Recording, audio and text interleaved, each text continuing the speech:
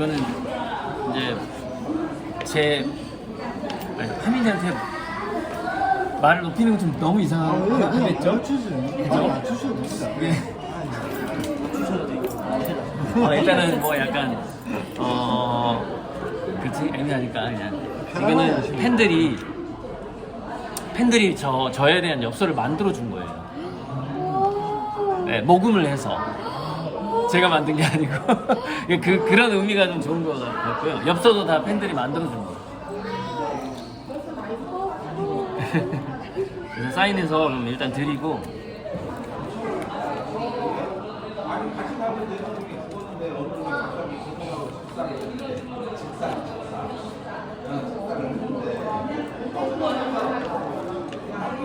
이게 이제 아까 그 파나보다 이게 원래 색깔이 이래요. 그러니까 파나는 약간 더 황금색으로 약간 뽀샤방 원래 색이에요 이게. 그러니까 실제 그림 색깔에 가까워요. 그 엽서가. 저기는 하나에서 뒤에 위에 약간 이렇게 크네요. 백호네요. 아, 네, 백호요.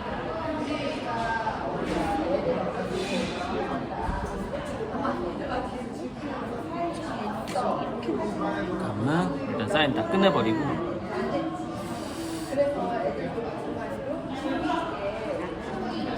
근데 이 책은 사실 교육학 책이에요. 교육학 책 교육학 책에 좀 가까워요. 제가 교육학 전공이. 그러니까 그래서 이게 아마 좀 어머님이 먼저 좀 참고가 될 것 같다라는 물론 많이 공부하셨겠지만은요.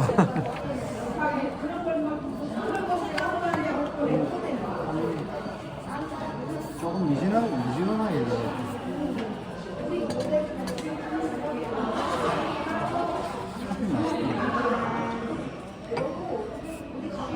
부산에서도 커피 찾았단 말이에요. 부산에도 요즘 와, 저는 여기 커피가 맛있어가지고 깜짝 놀랐어요. 진짜. 네. 그래서 맛있는 거에 놀랐고, 제가 카페를 이렇게 엽서를 가지고 다니면서 여기다 제 하나를 걸어도 될까요? 이렇게 섭외를 다녀요. 섭외 오자마자 걸라고 해요. 이제. 첫날 바로 걸으라고. 정말 특이한 곳이에요. 근데 게다가 커피가 맛있어요. 그러니까 이제 여기서 만나면 뭐 제 파노도 볼 수 있고 특히 이제 커피가 좋으니까 게다가 화실이 전주니까 제가 그래서 여기가 정말 좋은 장소가 된 거죠. 그 생일 파티 하실 때 보통 여기 아니고 식사하실 여기 와서 이제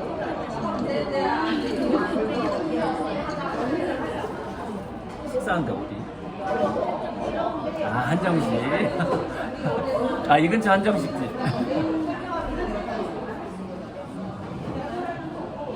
잘 마시겠습니다. 진짜 맛있어요. 그죠? 이게 약간 품격이 있어요. 여기가. 하민 사인하는 거.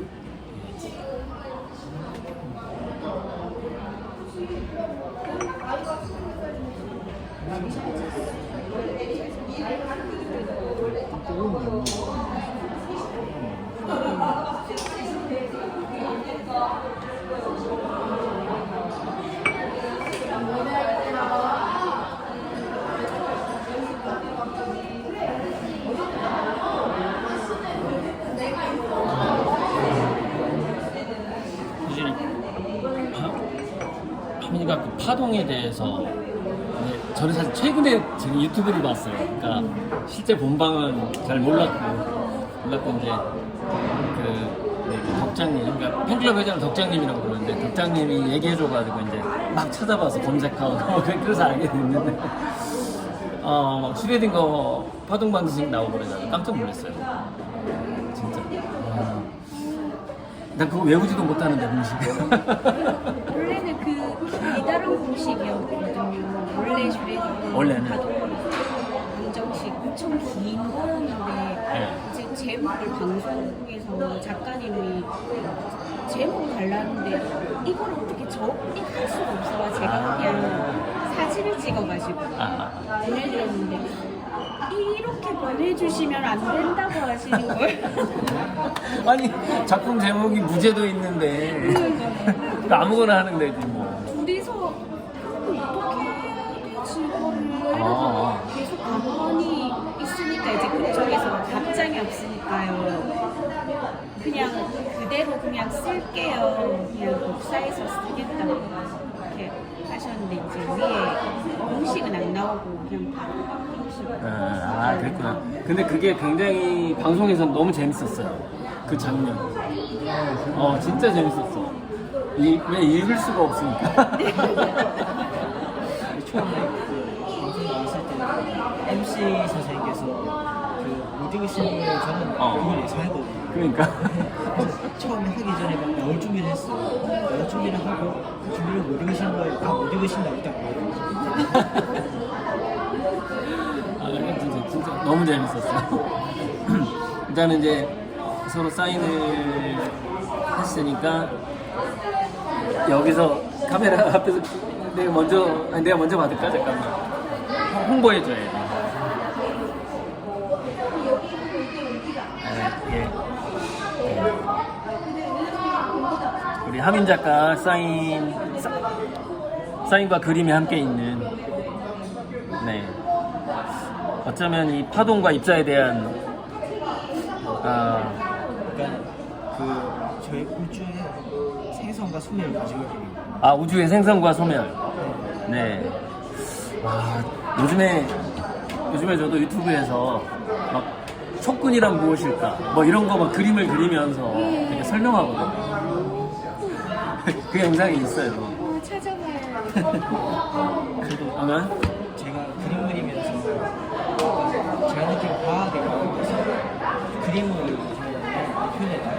요즘에도 제가 느낀 수학적 관점이나 아니면 과학적 관점을 정한이 느끼고 많이 표현해보고 있어요. 지금은 뭐랄까 감각의 지평을 넓히는 시기라고나 할까요? 그러니까 감각이라는 게 마치 약초꾼이 한의학이 발달하기 전에 그 약초들의 맛을 보는 듯한 느낌 있잖아요. 그런 어떤 방황기 일단 연령대가 그럴 수밖에 없는 그런 상황이죠. 내 책 이건데 사실 이거 어머니가 읽어야 될 것 같은 느낌이야. 그래서 일단 받아.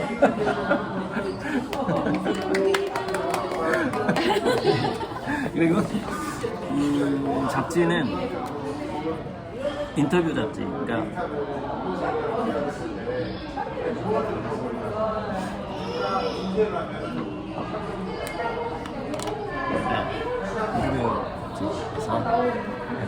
피플투데이인데 제가 이 잡지사의 대표님이랑 좀 친해가지고 그냥 인터뷰한 거예요. 친해가지고. 네. 잠깐만.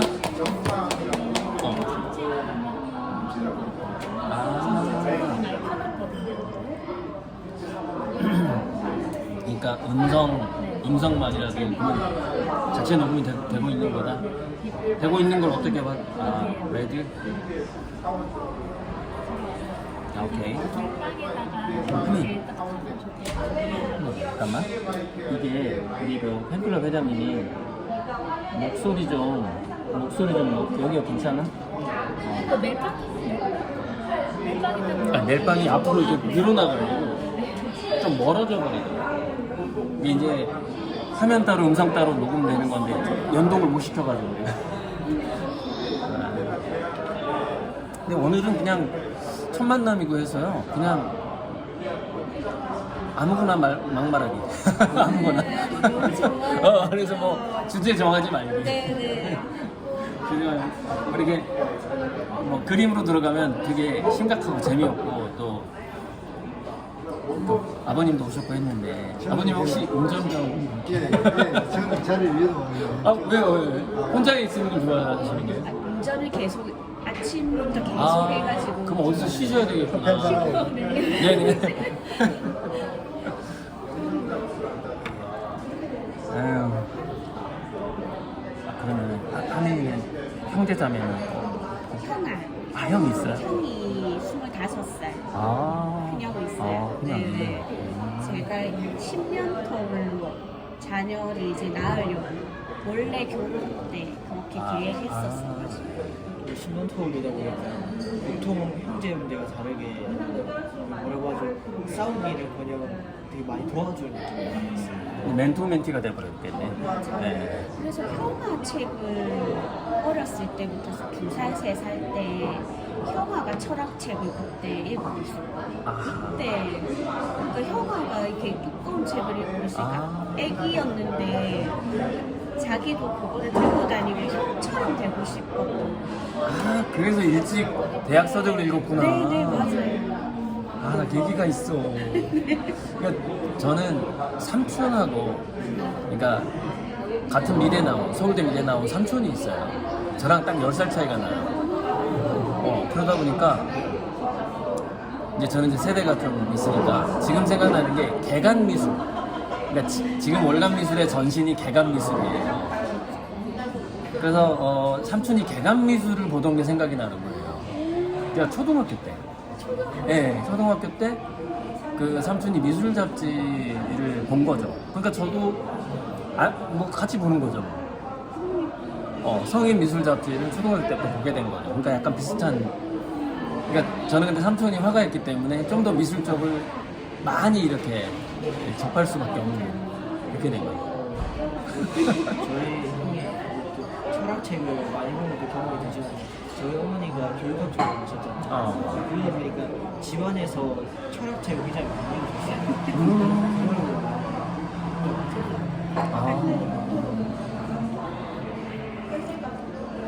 그러니까 결국 이런 거잖아요. 요즘에 코딩을 잘하려면 철학이나 인문학을 잘해야 된다는 얘기가 나오고 있잖아요.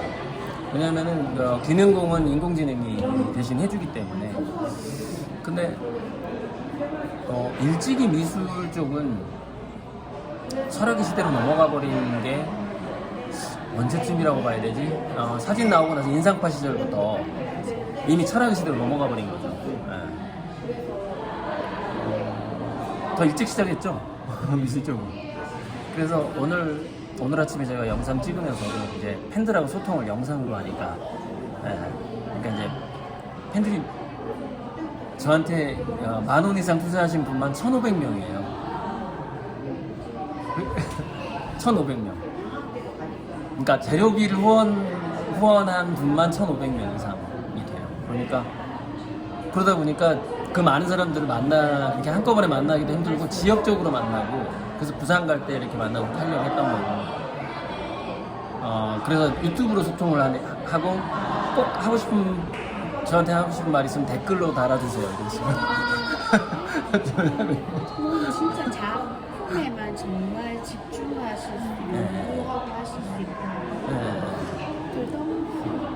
그래서 그 중에 이제 적극적인 후원자가 100여 분 있는 거죠. 10%가 적극적인 후원자.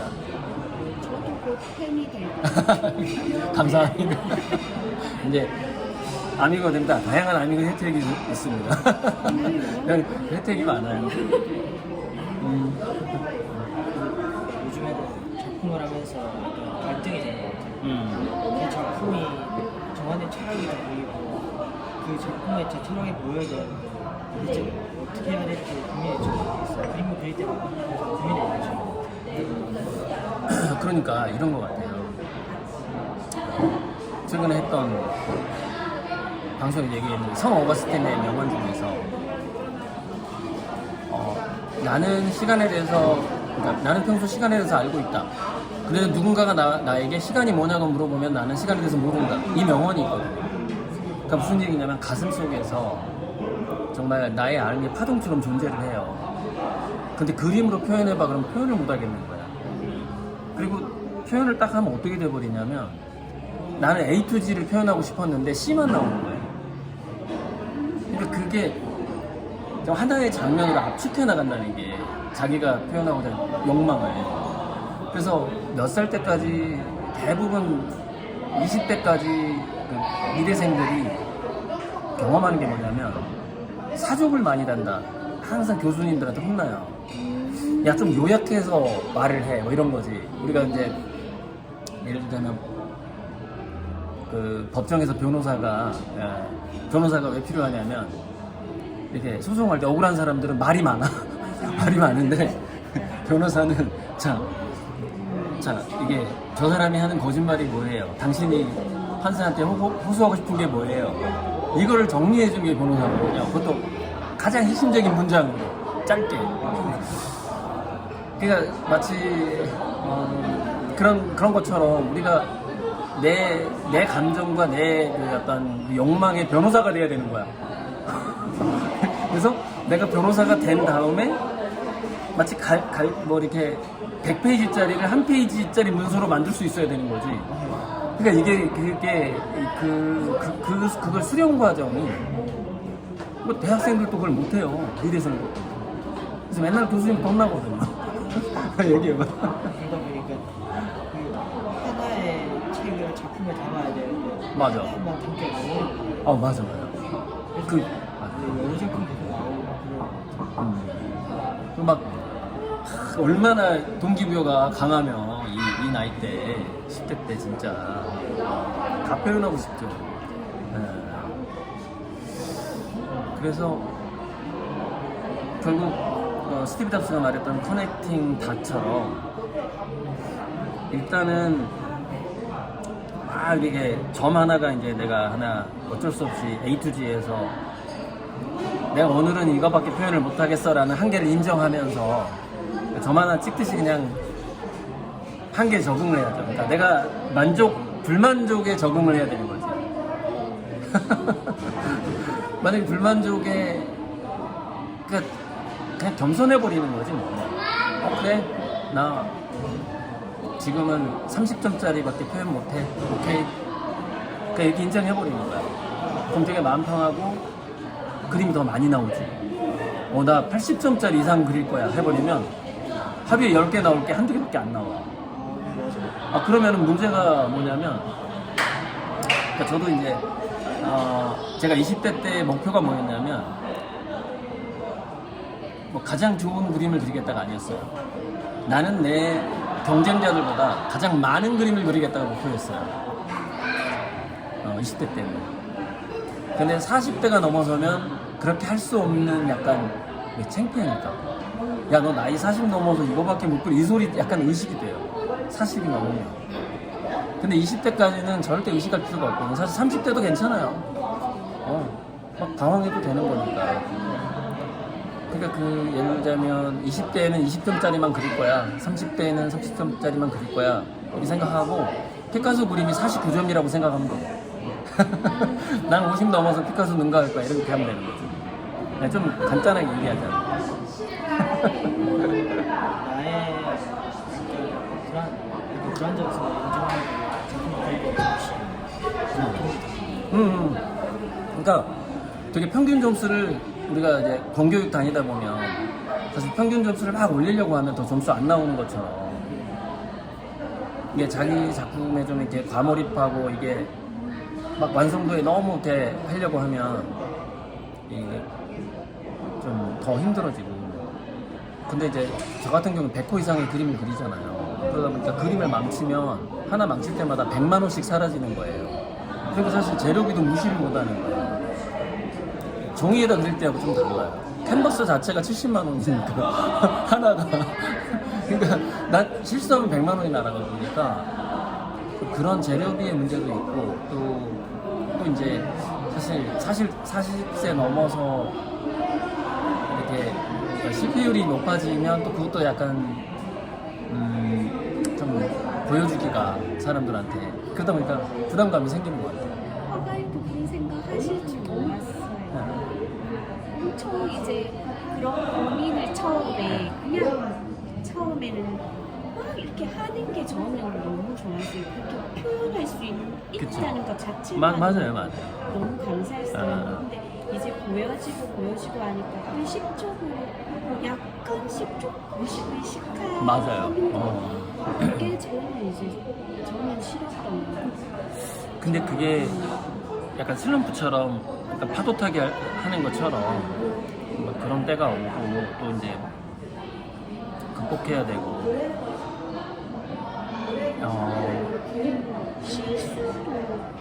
그냥 그것도 작품이라고 저는 또 그러니까 저는 그냥 좋은 그림이라는 것은 신께서 내려주는 은총이다라고 생각하는 게 가장 좋을 것 같아요.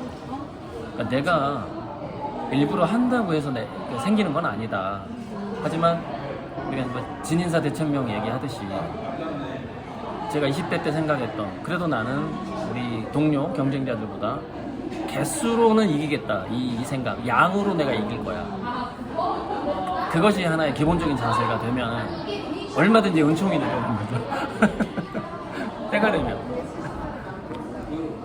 이게 요새 저는 양으로 승부는 못 하고 있는데 사실 하민이는 양으로 승부할 때죠. 지금. 객관 말씀 들어보니까 저도 8살 때는 정말 엄청 선수였잖아요. 그러니까. 작품을 그릴 때도 아무런 고민 없이 이게 완성이가 없다는 걸 신경 안 썼지. 그냥 맞아. 그래서 요즘 생각해보면 제가 어렸을 때부터 맞아. 그게 이제 아마 오늘 그러니까 저는 이제 대학생 치고는 대학교 군대 갔다 와서 이제 공모전에서 대상을 받았단 말이에요. 중앙미술대전, 중앙일보사에서. 지금도 학부생이 대상을 받는 건 전무후무예요. 제가 처음이었고 제 이후에도 없어요. 대학원생은 있지만. 그래서 그때 제가 대상을 받았을 때 저를 걱정하는 교수님들이 몇 분 있었어요. 왜냐면 그림을 그만두게 될 거다. 그래서 상을 받았기 때문에 얘는 화가를 포기하게 될 거다라고 다 그런 걱정을 하시는 분이 50% 이상이었어요. 상을 너무 일찍 받으면 안 된다. 근데 그거는 상도 그렇지만 하민이는 일찍 조명을 받았잖아요. 언론이라든 카메라라든 이게 또 상이랑 비슷한 거거든요. 상 받은 거랑. 그래서 자기도 모르게 그때 저 때 상 받으면요 온 미술계가 알아요. 그러니까 이제 일반인은 모르지.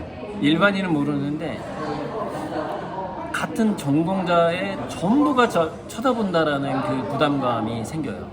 상을 받으면. 그래서 뭐 음악 콩쿠르에서 피아노로 상 받아봐봐. 그러면 그 다음에 실수하는 게 얼마나 두려워져. 그런 것처럼.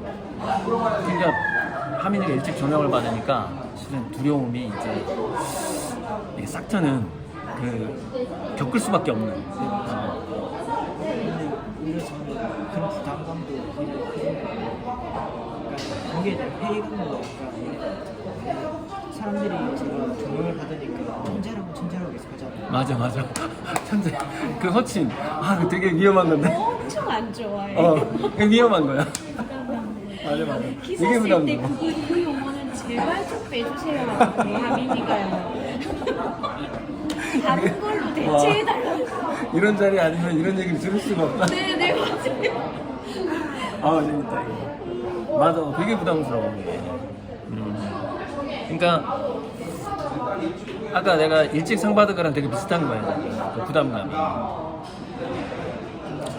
되게 발전해야 조금 더 제 그림을 발전시키고 해야 돼요. 지금 시간이잖아요. 근데 그거 가지고 아직 성숙하지 못하는 게 힘들고 제가 너무 생각하니까 부담은 굉장히 그냥 하는 게 조금 많이 크더라고요. 그러니까 이제 저도 이제 우리 선생님이 항상 이랬어요. 상을 받고 나서 이제 우리 선생님이 5,000원, 5만원 외 초성화 그리신 일랑 이정상 선생님이에요. 신사임당 이울고. 그래서 선생님이 항상 그러죠. 이 대한민국 사람들 대다수의 내 그림을 들고 다닌다. 5,000원, 5만원. 일종의 그림도 판화니까 자기 그림이 들어가 있는 거죠. 그 일반 영정은 정면으로 그리고요. 한국은행에서 특별히 주문하면 살짝 반측면을 그려요. 그래야 그 입체적인 그 느낌이 나면서 위조 화폐를 방지하는 데 도움이 되기 때문에 그래서 화폐에 들어가는 대부분의 초상화는 살짝 이렇게 고개를 이렇게 돌려요. 그게 일반 초상화하고 다른 점이에요. 그러니까 거기서 이제 위조 방지 기술이 들어가요. 초상화에. 아무튼 그런데 선생님이 제가 딱 대상을 받고 선생님이랑 단둘이 식당에서 이제 식사를 하는 거예요. 정말 단둘이 먹었어요. 특별히 불러가지고. 저한테 뭐라고 그랬냐면 선생님이 너는 이제 남의 그림 보러 다닐 시간도 없어. 네 안에서 끄집어내야 돼. 딱 그랬어요. 그러니까 그리고 또 미술계 온 미술계가 너랑 나랑 사제관인 거 다 알아. 다 아는데 네가 실패하면 내가 실패하는 거야. 아무튼 그런 종류의 얘기를 해주셨어요. 그러니까 더 공부하고 자기 안에서 내면으로 들어가서 더 공부해서 진짜 자기만의 그림을 끄집어내라 이거죠. 그래야지 실패하지 않는다라는 얘기죠. 이거 좀 먹고는 먹어. 야 가급적 이쪽으로 얘기하고 있어. 튈까봐. 침 튈까봐. 먹으면서 해. 아무튼 여기까지 얘기하고 그 다음에 하민이 말 좀 들어볼게요. 선생님이 나한테 해준 말. 그러니까 상 받은 이후에 단둘이 식사할 때 해주신 말씀이에요. 응? 방송에 나오고 사람들이 저를 이렇게 조명받으니까 그러니까 약간 좀 회의감도 많이 들었어요. 그렇지만 제가 이렇게 유명해질수록 작품도 좋아지면 흐름 많이 해야 되고 좀 생각을 많이 하는 거 맞아. 거기에서 공감대가 많이 쌓이는 것 같아요. 그러니까 이제 우리 골프 선수가 어깨 힘들어 간다고 하는 거랑 비슷한 건데 골프가 더 잘 안 쳐도 이제 막 어깨 힘들어 가. 제가 하게 될까봐 두려워요. 조명을 받으면 내가 이렇게 잘 돼서 이렇게 됐구나. 그러면 내가 이렇게 잘 됐는데 하는 약간 우월감이 있을 수 있잖아요. 그런 걸 가지지 않으려고 많이 했어요. 그런 걸 가질 때마다 나는 아직 더 나는 아직 좀 부족해요. 오늘 좀 해야 되는 이런 생각을 많이 하고 그래서 서영선 선생님이 제가 이제 서양화 도서과 수업 많이 들었는데 미대 다닐 때 서양학과 서영선 선생님 수업 시간에 이제 서양화 시간인데 저는 그때 조각품을 만들었어요. 그래서 조각을 이렇게 용접을 해가지고 딱 보여줬어요. 그랬더니 서영 선생님이 저한테 또 한마디를 해줘요. 약간 비슷한 얘기예요. 일랑 선생님이랑. 너무 완벽을 추구하면 그림을 그만두게 돼. 그 얘기를 해준 거예요. 서영 선생님이 해준 얘기야. 그러니까 내가 막 그 조형을 만들어내는 거에서 그걸 보신 것 같아요. 선생님이. 이러더라고. 이러면 이거 그림 오래 못하는데 딱 이러더라고요. 너무 잘하려고 한다는 거야. 그러니까 내 그 조각품에서 너무 잘하려고 하는 게 보인다는 거예요. 그러니까 이렇게 하면 오래 못해 딱 이러더라고요. 근데 실제로 제가 그림을 포기했어요. 오랫동안. 거의 한 10년 안 했어요. 상 받고 나서. 진짜로? 정말로. 그러니까 그 우려를 했던 사람들이 사실은 예측이 맞았던 거예요.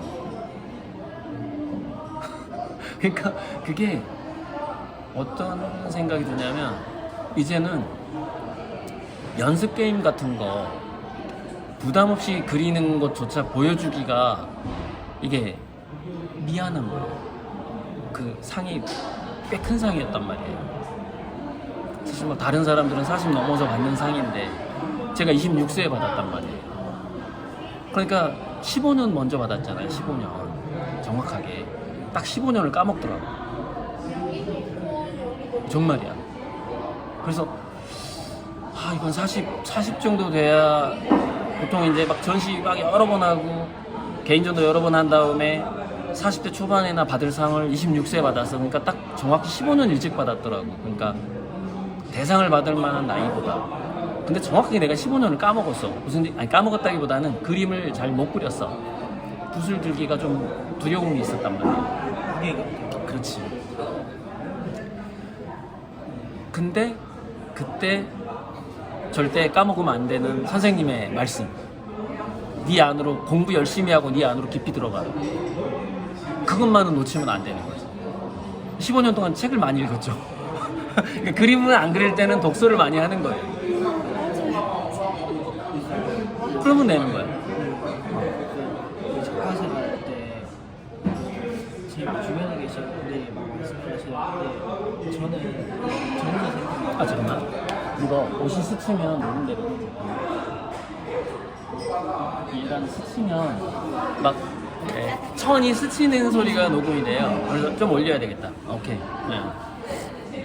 저 혼자 그렇게 생각하는 좀 신발끈을 줘야 되겠다는 생각이 그래 이게 이제 부담 들어가는 거야. 신발끈 조여야지 이게 이제 부담되는 거야. 오케이 계속 얘기해봐. 그런 게 계속 부담이 되면서 연구해야 된다는 그 발망을 가지는 순간에 옛날엔 즐겁게 했거든요. 근데 그렇지 지금 그렇지. 조금 신발끈을 줘야 된다고 생각하면 맞아. 근데 이 일찍 겪는 게 저는 장점이 훨씬 많다고 생각해요. 그 부담감을 일찍 겪는 게 훨씬 장점이 많아. 그러니까 그 또한 기쁘게 생각해야 돼. 그렇게 그냥 감사했어요. 맞아요. 네. 기쁘게 생각해야 돼. 지금 이렇게 일찍 겪게 되면서 그 경험을 토대로 할 수 있는 그치. 그러니까 더 큰 무대에 나갔을 때 더 자유로워지는 거죠. 그러니까 지금은 이렇게 역풍이 부는 가운데 나비가 날갯짓을 하니 역풍이라는 건 부담감을 의미하는 건데 타인의 시선을 의식하는 거 그런 것들이 마치 맞바람처럼 역풍 같은 그런 압력을 준단 말이죠.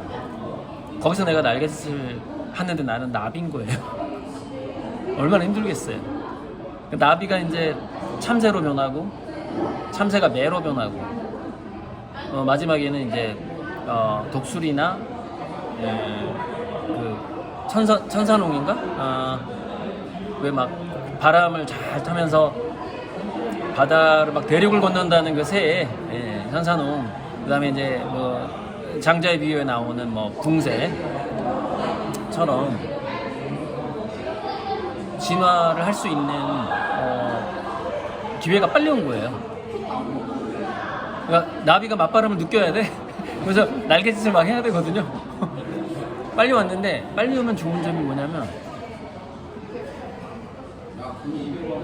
오래 살면서 그림의 진화의 어떤 궁극의 끝 같은 거 더 멀리 볼 수 있는 거니까 그러니까 나 자신이 발전해가는 거를 더 다양하게 다이내믹하게 체험을 했는데 아직 50살인 거야. 예를 들자면 나 그냥 다 체험했는데 아직 젊어.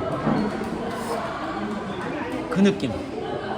하민이 너는 아마 더 강력하게 어쩌면 나보다 훨씬 더 어떤 나 지금 내가 참새 정도 됐다고 생각하는데 참새? 나름 바람을 이겨낼 수 있는 참새. 나도 이제 매가 돼야 되고 독수리가 돼야 되고 천사농이 돼야 되고 이렇게 아직 단계가 몇 단계가 남아 있는 건데 하민이는 아직 나비 정도인 거죠. 예를 들자면 그 역풍이 되게 그러니까 그게 피카소가 나는 어린아이가 되기 위해서 평생을 노력했단 말을 한 이유가 오히려 어렸을 때는 바람을 두려워하지 않기 때문에 처음과 끝이 같다고 오히려 어린아이는 붕이었던 거죠. 대붕처럼 그런 자유로움이 있었던 건데 이제는 우리는 막 어떤 부담감과 시선과 맞바람 속에서도 자유로워져야만 하는 운명의 힘이 들어선 거야. 어쩔 수 없어. 주변에서 저한테 굉장히 뭔가 추구를 굉장히 많이 해요. 그러니까. 이게 기본이 돼야 되는데 이게 이렇게 돼야 되는데 저는 하고 근데 그런 걸 처음 받은 순간 이렇게 해야 되는 생각이 많았어요. 너무 부담감이 큰 거예요. 접근하는데 계속 그 생각이 졸지가 않고 그러니까 뭐 이것도 갖춰야 될 것 같고 저것도 갖춰야 될 것 같고 그러니까 로마군은 이 갑옷을 입듯이 야 갑옷을 2겹을 입어야 돼 하다 보니까 갑옷 하나도 안 입은 그 게르만족한테 죽잖아요. 그 갑옷 사이에 틈 사이에 칼에 찔려가지고 왜 동작이 느려져가지고 자꾸 갑옷을 입으라고 하는 거야 사람들이. 그러니까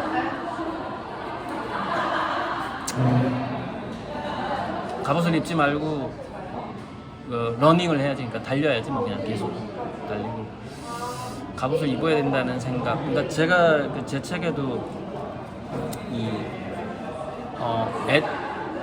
222페이지에 보면은 리딩으로 리드하지 마라라는 챕터가 있어요. 222페이지에. 그게 뭐냐면 애들한테 갑옷을 입히려고 하지 마라라는 뜻이거든요.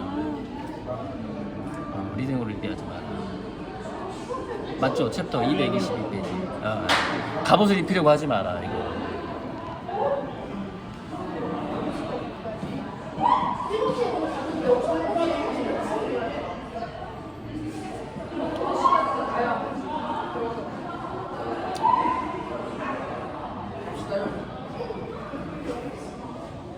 그래서 나중에는 굉장히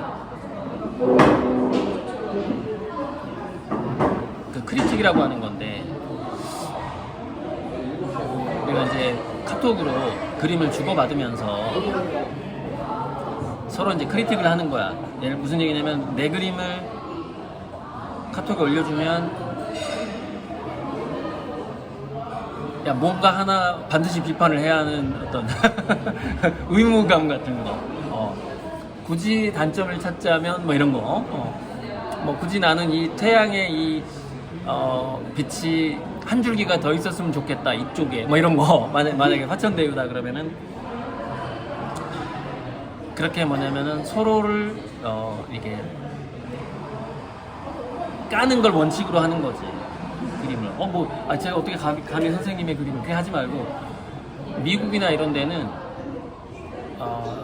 미술대학 수업 시간에 학생들이 선생님의 그림도 까고 그게 평등한 분위기를 만들어준대요 교수님들이. 아시는구나. 네, 그게 반드시 있어야 돼. 예. 내 수업을 평가할 줄 알아요. 네. 제가 책을 본 적이 있어요. 그 이철욱 파인만 전기를 담은 그 파인만식 유명한 것이 아시나요? 그 책에 파인만 선생님이 그 당시에 양자역학 그 신을 그 보호를 만나요. 보호가 파인만한테 이렇게 하는 게 맞느냐 했는데 파인만이 지적을 했어요. 그러고 나서 다른 사람이랑 얘기를 나누는데 그때 그 보호가 그 자신의 비서한테 말했어요. 파인만이라는 사람을 눈여겨봐요. 나를 만날 때 얘 보호 선생님 하는 사람 말고 저렇게 비판하는 사람 만난다 이렇게 말했어요. 그렇지. 거기에서 굉장히 타격을 많이 받았어요.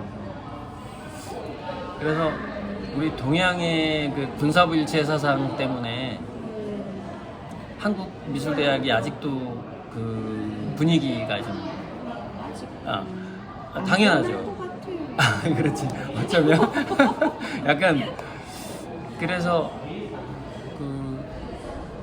선생님이 내 그림을 이야기해 주는 게 선생님의 단순한 가벼운 의견이어야 되는데 그 가벼운 의견을 지적으로 받아들이게 되는 거죠. 한국 미술대학 분위기에서 아마 여전히 그럴 수도 있는데 그래서 그때 이제 제가 대학교 때 들었던 얘기인데 선진국에서는 먼저 크리틱을 받는데요. 교수가 자기 그림을 넣고 야 얘들아 내 그림 비판 좀 해봐 먼저 그럼 막 신랄하게 비판한대요. 너무 땡큐 고마워 한 다음에 애들 그림을 넣어내는 거야. 그럼 분위기가 어떻겠어요? 얘들아 조언해줘서 고마워 한 다음에 얘기를 하는 거야. 그러니까 이거 완전히 평등한 하나의 자유토론이 되는 거죠. 한국은 그림으로서 교수가 먼저 비판을 그렇지, 먼저 받는다는 거지. 비판을 하는 게 아니라 비판에서 받는 먼저 받는 거지, 학생들한테. 그래서 저도 그 화백 그때 슈레딩거 만들기 적용 화백에 나왔을 때 평론가님 이렇게 비판을 많이 받잖아요. 근데 정작 거기는 작가님들이 비판을 못하는 거예요. 작가님들은 네, 화백 방송도 있고 하니까요. 그래서 저도 요번 화백 방송에서 우리나라 문화가 그래. 네, 그러다 보니까 저도 화백 방송에서 얻는 것도 좀 많았어요. 근데 그 조금 아상한 것도 있는 게 그 비판을 받다 보니까 내가 이렇게 해야 된다라는 생각이 굉장히 많이 들었어요. 그 그림을 하는 데 있어서 약간 순수한 의목에서 약간 조금 반쪽으로 약간 잘린 느낌이 들었던 것 같아요. 근데 사실 제가 대학교 때 선배 그림 비판을 좀 자주 했거든요. 죽을 뻔했어요. 막 그거를 앙심을 품고 있어요. 그러다가 호프집에서 술 마실 때 막 맥주병을 던지기도 해요. 맥주병이 제 머리 옆으로 5cm 옆으로 지나가고 했어요. 그러니까 그러니까 저는 그게 되게 건전한 문화라고 생각을 하는데 사실 그 앙심을 품어요. 그러니까 이거 조심해야 되겠구나. 잘못하다 대학교 졸업 못하고 죽겠구나. 정말 되게 심각하게 앙심을 품더라고요. 그런 거에 대해서.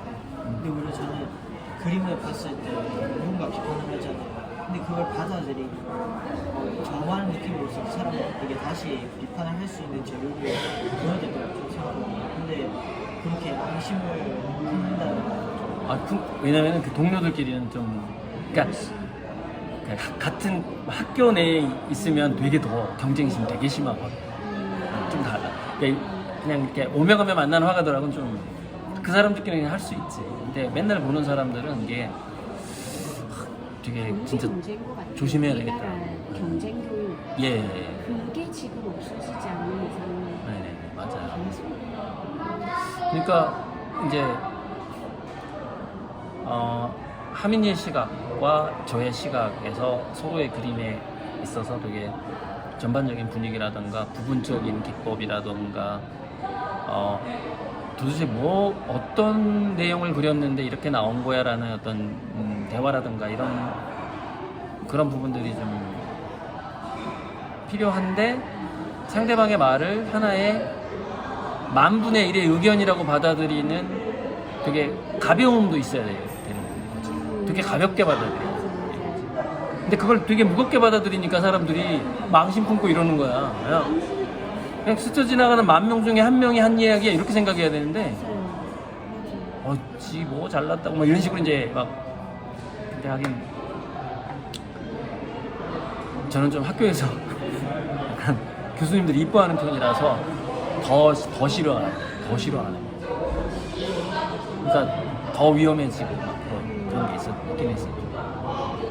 그래서 사실 분위기 파악을 되게 잘해야 되고 왜냐면은 그 인간의 본능이어가지고 살면서 그래서 되게 그런 관계없이 시기질투 관계없이 마치 형이랑 10살 차이가 나니까 이렇게 싸울 일이 없듯이 저랑 하민이는 아마 40살 차이 날걸요? 진짜 네, 왜냐면 나 70년생인데 개띠 진짜 정말 그렇게 원래 나이 몰랐어요? 70년생이에요. 그럼 거의 40살 차이 날 텐데? 2010 몇? 2010년이에요? 우와, 오면서 한 40살 차이 나겠네 했더니 딱 2010년이네. 딱 40년 차이 나는 거야 지금.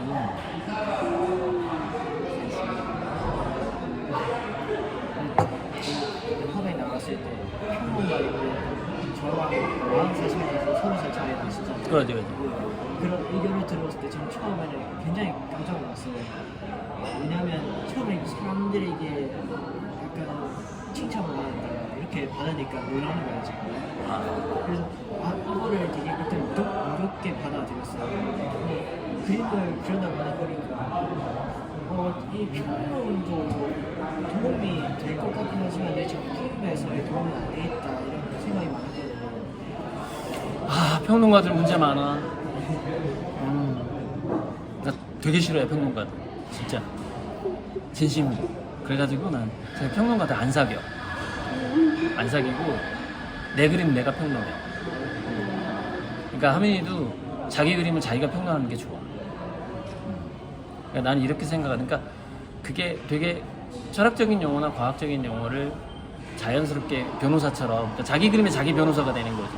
이게 연결만 지을 줄 알면 되는데 사실 일반 작가들이 그렇게까지 하기가 사실 독서량도 부족하고 그러다 보니까 좀 평론가한테 의존하는 측면이 있는데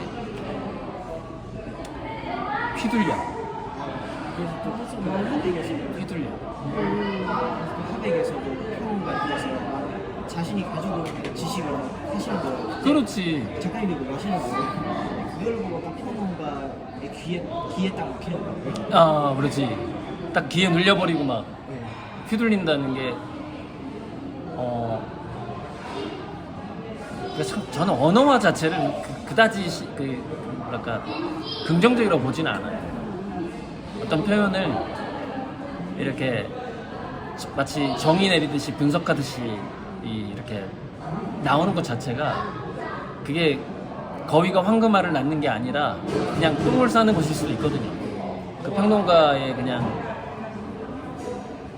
평론가의 그 어떤 내면에서 어두운 곳에서 나오는 말일 수도 있는 거고 정말 희망적인 말일 수도 있는 거고 그게 황금알인지 똥인지 사실 구분할 능력이 아직 없는 작가들이 많을 텐데 그래서 아무튼 평론가들로부터 내 개인적인 생각은 독립하는 게 좋다고 봅니다. 그리고 하면 이후에 느낀 게 내 작품을 내가 직접 내가 떳떳해져야 되나 그리고 다른 사람의 말을 그냥 스치고 지나가는 게 더 생각하거든요. 맞아. 오히려 진짜 작품 이외에는 다른 사람의 말을 듣는 경우도 있지만 제 작품은 제 작품이잖아요. 저만의 느낌으로 저만의 스타일로 작품 세계를 창출해낼 수 있기 때문에 남의 평가를 듣기에는 제 작품이 너무 약간 저만의 순수 결정차. 맞아. 요즘에는 그렇게 생각하려고 많이 하고 있어요. 그러니까 마르셀 듀샹의 그 샘처럼 병기가 어디에 놓여 있느냐에 따라서 작품이 되듯이 자기 그림이 이렇게 비판을 받더라도 어울리지 않는 장소에 있나 보다 그 정도의 생각 되게 가볍게 넘겨야 되거든. 그리고 우리가 수많은 사람들을 상대하는 정치조차도 외국에는 소수 정당이 많은데 우리나라는 양대 당이어가지고 그 사고의 다양성이 너무 없다 보니까 한국 사람들이 이게 비판을 받으면 주눅이 들어요. 그냥 비판받으면 내가 잘못된 장소에 있나 보지 뭐 이렇게 가볍게 생각하고 내 작품과 내 그리면 뭐 어딘가 가면 되게 빛날 거야 이렇게 생각을 해야 되는데 나 아닌가 봐, 나 안 되나 봐, 나 50점 이하인가 봐 이렇게 가버리는 거예요. 이게 다양성 부족에서 오는 이게 엄청난 한국의 분위기예요. 하민이가 또 한국에 한참 있어야 되니까 엄청 그래서 이제 서로 간의 대화를 엄청 많이 해요. 그 당시에서도 이거를 그냥 즐기지 않으면 그냥 지금이라도 그만하자. 제가 그랬거든요. 아니 거기 속에 있을 때 화백 속에 화백 촬영할 때 네, 촬영할 때. 좀 부담되고 즐겁지 여기서 않고 하는데 여기에 갑자기 이렇게 탁 쳐지는 듯한 그래서 그냥 노는 거였으면 좋겠다고 현장을 마음대로 노는 거였으면 좋겠고 절대 쳐지지 마라 막 안 그러면 그냥 나가자고 그래서 근데 마지막까지 그래서 즐길 수 있었어요. 근데 그게 100명 중에 1명을 뽑는 거였어요? 378명 중 378명 중에 네. 1명을? 네. 그래서 다 못 봤는데 그러면은 랭킹 한 5위까지 올라간 거 어떻게 된 거예요? 우리가 이제 팀 미션까지 네? 팀 미션까지 3라운드까지 3라운드 팀 미션. 팀미션 그럼 한 10명 내에 들어가는 건가요? 어떻게 된 건가요? 5명 25명. 같이 이렇게 팀이. 네. 예를 들면 5명 이렇게. 네, 맞아요. 아, 거기서 그 팀이 밀려버린 거네. 그러니까. 아, 그렇게 된 거구나. 네, 거기서까지였으면 좋겠다는 생각으로 저는 여기까지 더 안 올라갔으면 좋겠다는 생각을 했거든요. 아, 너무 좋은 경험이었어요. 그렇죠, 그렇죠. 저한테도 이 경험이 빨라서 더 좋았다. 맞아요. 이런 경험을 하면서 그 평화에 대한 그 평이나 그런 것에 대해서 여러 생각이 또 많아졌고 또 그때 탈락했을 때도 그 생각이 많았을 것 같아요. 그냥 여기서는 하는 게 낫겠다. 여기서 그냥 내려오는 게 낫겠다 싶었어요. 이렇게 서바이벌을 계속 라운드를 나가다 보면 그림이 완전히 퇴색되고 그러고 하나의 그게 트라우마로 남을 수도 있어요. 맞아. 도자기가 안 됐는데 그 전에 깨질 맞아. 이런 거예요. 아마 누가?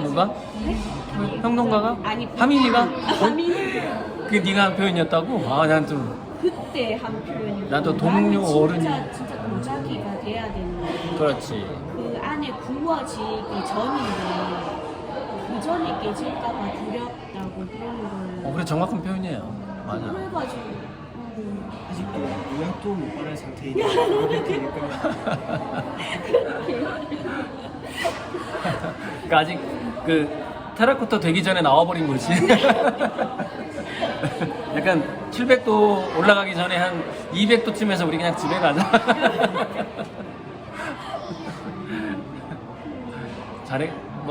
잘했다기보다는 그게 운명이고 은총이죠. 네네 맞아요. 은총이고 운명이고.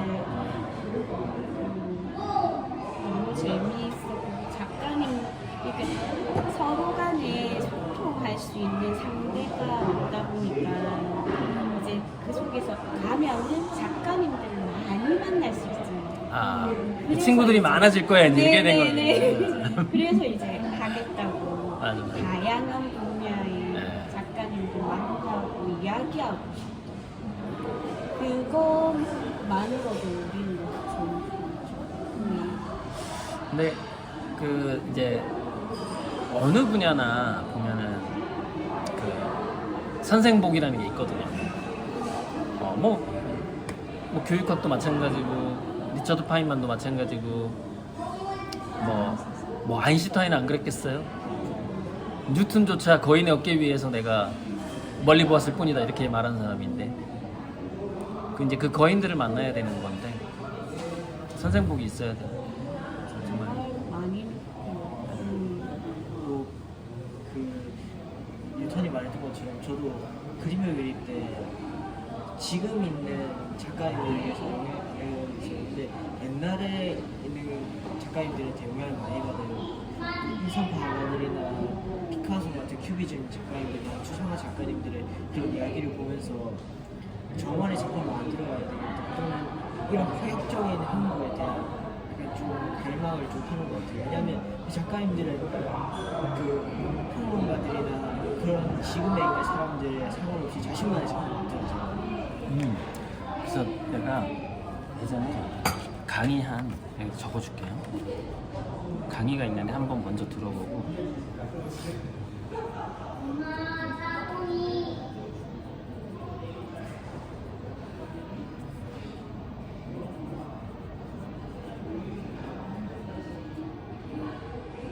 그러니까 이 키워드인데 이건 이제 내가 뭘 썼는지 우리만의 비밀이고 그 키워드인데 그게 뭐냐면은 동물들의 미학에 대한 연구예요. 그러니까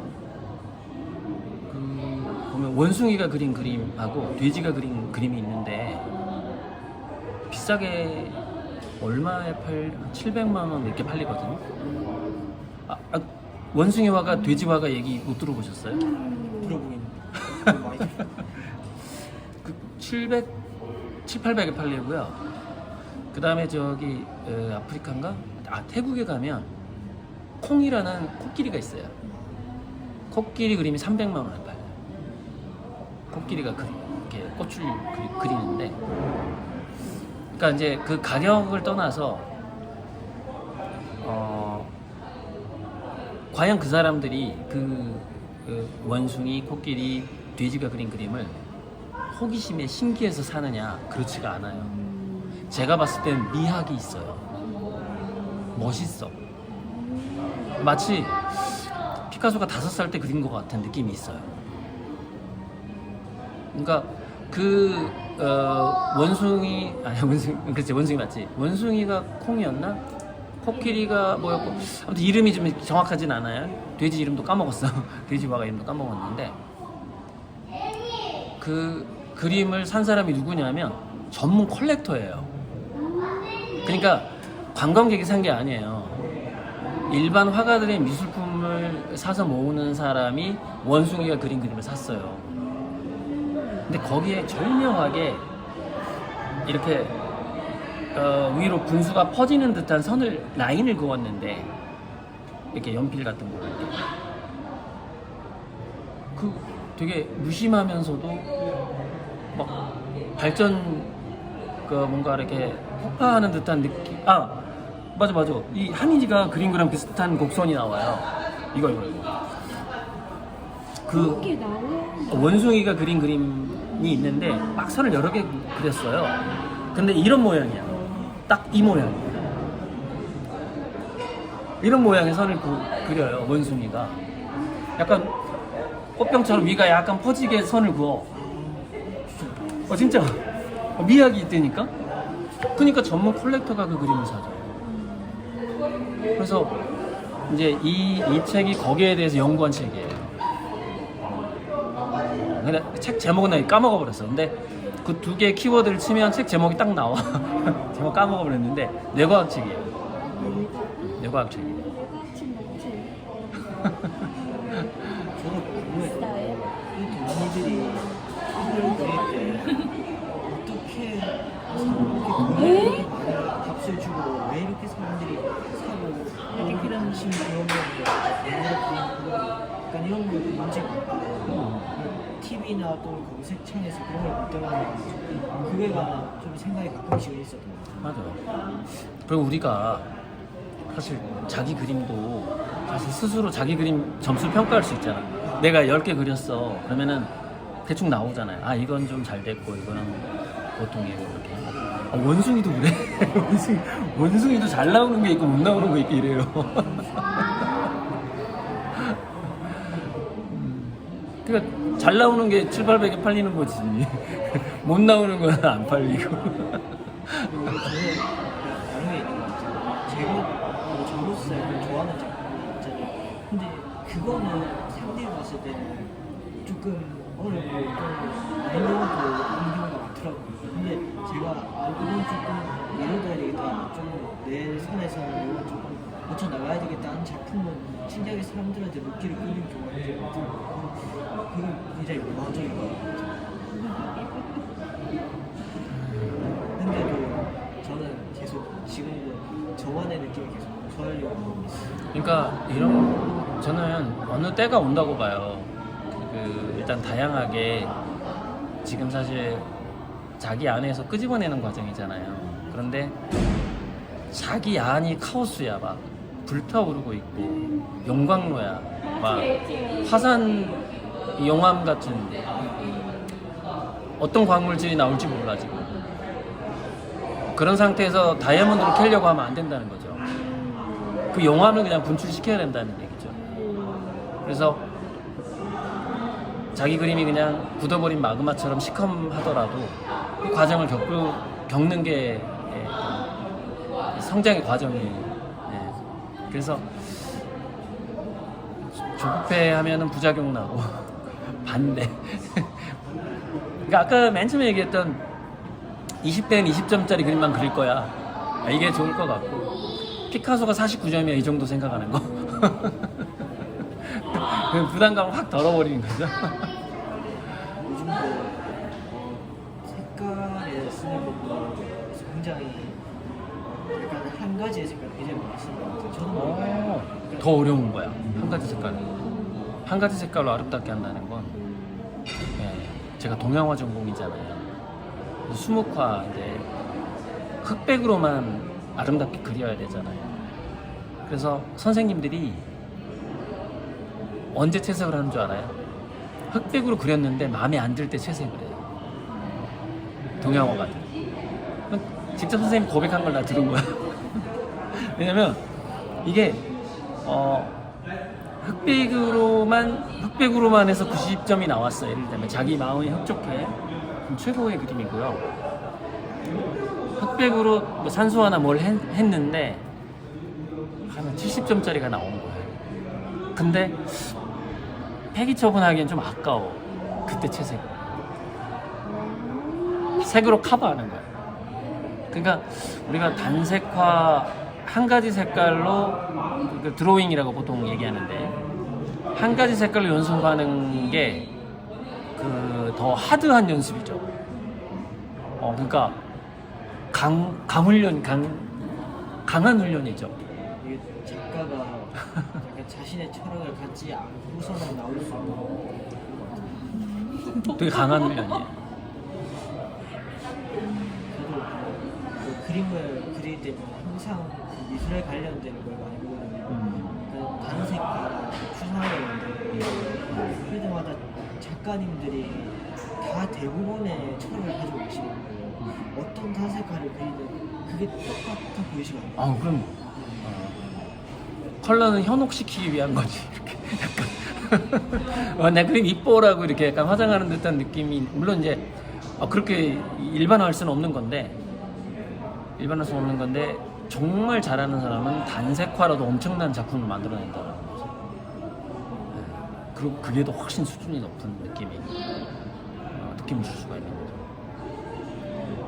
그러니까 그 연습은 되게 저는 좀 그 연습이 부족했던 것 같아요. 조금 그 15년의 그 약간 휴지기가 있었죠. 그림 열심히 안 했던 시기. 사실 그때 단색과를 많이 했어야 된다고 생각해요. 근데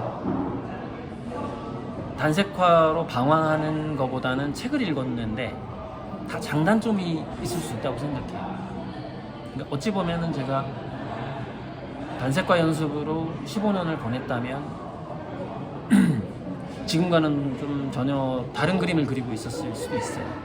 근데 책을 읽었기 때문에 눈동자 우주를 그리게 된 거죠. 그러니까 아예 운명이 이렇게 달라졌을 것 같긴 한데 따지고 보면 그 20대 때 상을 받았던 그 부담감이 저는 약으로 작용했다고 봐요. 그러니까 이게 사람이 똑같은 사건이 해석하기에 따라서 독이었다 약이었다 독이었다 약이었다가 살면서 계속 바뀌어. 그래서 20대 때 왜 그 사귀고 싶었던 여자가 있었는데 사귀자고 말을 했던 게 했어야 했는데라고 막 후회스러울 때가 있어요. 그 여자한테 한번 남자니까 하면 그런 때가 온단 말이야. 내가 프로포즈를 했었어야 되는데 만나자고 할 걸 그때 내가 왜 말을 못했지. 근데 또 시간이 지나면 그때 내가 프로포즈 안 하길 잘했어. 이게 내가 생각이 바뀌어. 내가 과거 했던 행동에 대한 해석이 계속 바뀌는 거야. 어쩌면은 그림도 그럴 수 있지 않을까 싶은 게 아마 하민이도 느꼈을 거예요. 무슨 얘기냐면 그림을 그리면서 이 그림 왜 이렇게 촌스럽지? 내가 그렸는데 이렇게 촌스러워. 한 5년 있다가 보면 좋아. 그림이. 진짜. 맞았어요. 진짜 그래. 맞아요, 진짜 그래요. 네, 5년 있다 보면 좋아. 이거 어떻게 그렸지? 그때는 내가 왜 이렇게 촌스럽게 그리지 내가 막 이렇게 나의 불만이 되게 많았었어. 5년 있다 어느 순간 보면 잘 그렸다. 이게 바뀌어. 저 어렸을 때 그림을 봤을 때 너 왜 이렇게 못 그리지? 이거 너무 다르게 그려야 되거든. 나중에 덮자 했는데 덮을 때가 오면 이건 너무 좋은데 그렇지. 그래서 어. 못 덮게요. 그렇지. 제가 그걸 따로 빼놔야 돼. 무조건. 혹시나 그 다음에 제가 안 볼 때 덮어버렸다가 그렇죠. 제가 다 빼놨어요. 어머니가 진짜 이거는 피카소 엄마 저리 가란데? 사실 피카소 아버지가 미술교사였잖아요. 아시죠? 얼마나 역사를 만들어냈는데. 피카소 아버지가. 그래서 사실 피카소가 유명해진 건 피카소 아버지 덕이 되게 맞아요, 진짜 맞아요. 피카소가 아기 때부터 스케치했던 걸 다 복원해놓은 거야. 맞아요. 와, 내 그거 대단하네. 아버지가 아니었으면 지금 허가로서 유명해지지 않았을 거예요. 아마도 그래.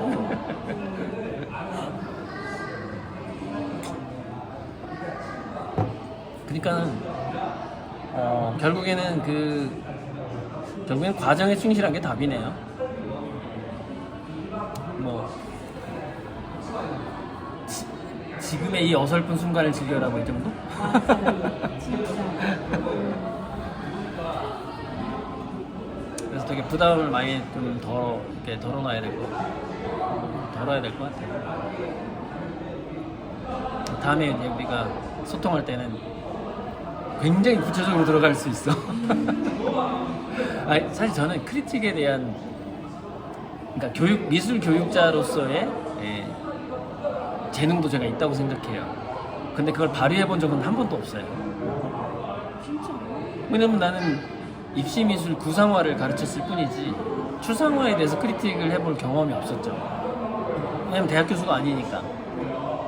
대학 교수를 해본 적도 없고. 초중고등학생들 그림을 가르친다는 거는 뭐 원근법, 투시법, 형태 잘 그리기, 질감 표현, 명암 표현 뭐 이런 거지. 사실 크리틱은 거의 없다고 보면 돼요. 근데 제가 대학교 다닐 때 왜 선배들 그림 많이 깠다 그랬잖아요. 아, 이거 이렇게 하시면 안 돼요 막 이러면서. 그러니까 사실 되게 욕망도 추상화에 대한 크리틱에 대한 욕망이 되게 있었던 거예요. 그래서 이